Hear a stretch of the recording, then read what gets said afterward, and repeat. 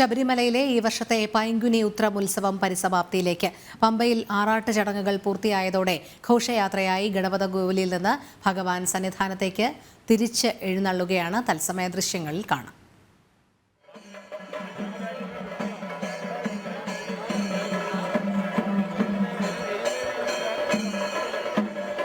ചേരുന്നു വിവരങ്ങളുമായി മിഥുൻ. ശബരിമലയിലെ ഈ വർഷത്തെ പൈങ്കുനി ഉത്രം ഉത്സവം അതിൻ്റെ പരിസമാപ്തിയിലേക്ക് കടക്കുകയാണ്.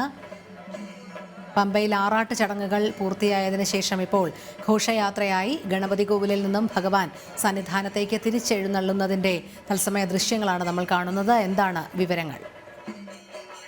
രോഹിണി, ഉച്ചയ്ക്ക് 1 മണിയോടെ പമ്പയിൽ പമ്പാവാസന് ഭക്തി നിർഭരമായിട്ടുള്ള ആറാട്ട് ചടങ്ങുകൾ പൂർത്തിയാക്കി. വലിയ ഭക്തജന തിരക്കായിരുന്നു എന്ന് പമ്പയിൽ അനുഭവപ്പെട്ടത്. മണിക്കൂറുകളോളം ഭക്തജനങ്ങൾ പമ്പയിൽ അയ്യപ്പ ഭഗവാന്റെ ഈ ആറാട്ട് കാണുന്നതിന് വേണ്ടി ഭക്തി നിർഭരമായിട്ട് ശരണമന്ത്രം മുഖരിതമായിട്ടുള്ള അന്തരീക്ഷത്തിൽ അവിടെ തടിച്ചുകൂടിയിരുന്നു. 1 മണിയോടുകൂടി ചടങ്ങുകളെല്ലാം പൂർത്തിയാക്കി. പിന്നീട് പമ്പ ഗണപതി കോവിലിലേക്ക് ഭഗവാനെ എഴുന്നള്ളിച്ചിരുത്തി. ഉച്ചയ്ക്ക് തിരിഞ്ഞ 4 മണി വരെയുള്ള സമയത്ത് ഇവിടെ ഭക്തജനങ്ങൾക്ക് ഭഗവാനെ ദർശിക്കുന്നതിനും ഒപ്പം തന്നെ പറ വഴിപാട് നടത്തുന്നതിനുള്ള സൗകര്യങ്ങൾ ഏർപ്പെടുത്തിയിരുന്നു. അതിനുശേഷം മറ്റ് ചടങ്ങുകളെല്ലാം പൂർത്തിയാക്കി തിരിച്ച് എഴുന്നള്ളത്താണ് ഇപ്പോൾ നടന്നുകൊണ്ടിരിക്കുന്നത്. രാത്രി 10 മണിയോടുകൂടി സന്നിധാനത്തേക്ക് എത്തും. തുടർന്ന് മറ്റ് ചടങ്ങുകൾ ഇത് സംബന്ധിച്ചിട്ടുള്ള ആറാട്ട് സംബന്ധിച്ചിട്ടുള്ള അവസാനവട്ട ചടങ്ങുകൾ പൂർത്തിയാക്കി ഈ വർഷത്തെ പൈങ്കുനി ഉത്രം ഉത്സവത്തിന് സമാപനം കുറിച്ചുകൊണ്ട് നട അടയ്ക്കും. ഇനി രാത്രി 10 മണിയോടുകൂടി ദീപാരാധനയും മറ്റ് ചടങ്ങുകളും ഉണ്ടാകും. അതിനുശേഷം നടയടയ്ക്കും.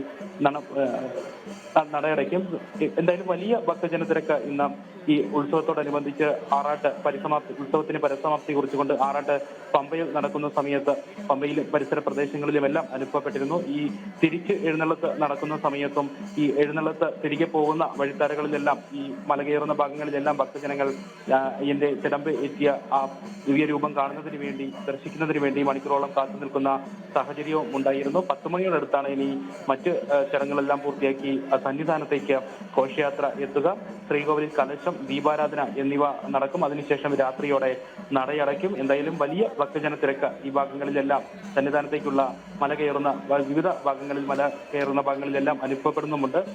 പമ്പയിലും സമാനമായ രീതിയിലായിരുന്നു. രാവിലെ മുതൽ തന്നെ പമ്പയിലും പരിസര പ്രദേശങ്ങളിലെല്ലാം ഭക്തജനങ്ങൾ നിറഞ്ഞു. ശരണമന്ത്രങ്ങൾ മാത്രം മുഴങ്ങുന്ന അന്തരീക്ഷമായിരുന്നു പമ്പയിൽ ഉണ്ടായിരുന്നത്. മണിക്കൂറുകളോളം കാത്തു നിൽക്കുന്ന സാഹചര്യം കഴിഞ്ഞ ദിവസങ്ങളിൽ ഇവിടെ എത്തി. ഉത്സവത്തോടനുബന്ധിച്ച് ഉത്സവം പ്രമാണിച്ച് സന്നിധാനത്തേക്ക് എത്തിയ അന്യ സംസ്ഥാനങ്ങളിൽ നിന്നുള്ള ഭക്തജനങ്ങളടക്കം ആറാട്ട് കണ്ട് തൊഴുത് സായുജ്യമടഞ്ഞ് തിരികെ മടങ്ങുന്നതിന് വേണ്ടി പമ്പയിൽ തമ്പടിക്കുന്ന സാഹചര്യം ഉണ്ടായിരുന്നു. അവിടെ അവർ മണിക്കൂറുകളോളം കാത്തുനിന്നു.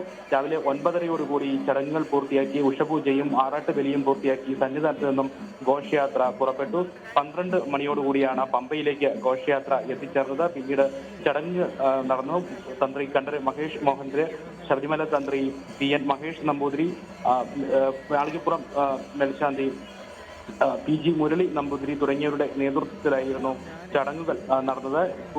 ചടങ്ങുകൾ പൂർത്തിയാക്കി പമ്പ ഗണപതി കോവിലിലേക്ക് ഭഗവാനെ എഴുന്നള്ളിച്ചിരുത്തി. മണിക്കൂറുകളോളം ഏകദേശം 4 മണി 4:30 വരെയുള്ള സമയത്ത് അവിടെ ഭഗവാനെ തൊഴുന്നതിനും പറ വഴിപാട് നടത്തുന്നതിനുമൊക്കെയുള്ള സൗകര്യം ഭക്തജനങ്ങൾക്ക് ഒരുക്കുകയും ചെയ്തിരുന്നു. ധാരാളം ഭക്തജനങ്ങൾ പമ്പ കോവിലിലെത്തി ഭഗവാനെ കണ്ട് തൊഴുത സായുജ്യമടഞ്ഞു.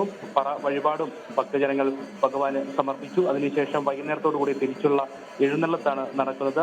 മല കയറുന്ന ഭാഗങ്ങളിലും ഭക്തജനങ്ങൾ ധാരാളമായിട്ട് സംഭടിച്ചിട്ടുണ്ട്. ഈ ഘോഷയാത്ര കാണുന്നതിനും ഭഗവാനെ തൊഴുന്നതിനുമൊക്കെ ആയിട്ടുള്ള ഭക്തരുടെ വലിയ തിരക്ക് വിഭാഗങ്ങളിലെല്ലാം അനുഭവപ്പെടുന്നുമുണ്ട്.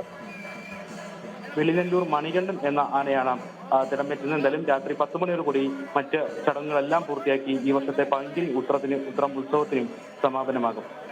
ശരി മിഥുൻ. ശബരിമലയിലെ ഈ വർഷത്തെ പൈങ്കുനി ഉത്രം ഉത്സവം അതിൻ്റെ പരിസമാപ്തിയിലേക്ക് കടക്കുകയാണ്. തത്സമയ ദൃശ്യങ്ങളാണ് നമ്മൾ കാണുന്നത്. മിഥുൻ മുരളിയാണ് വിവരങ്ങൾ നൽകിയത്.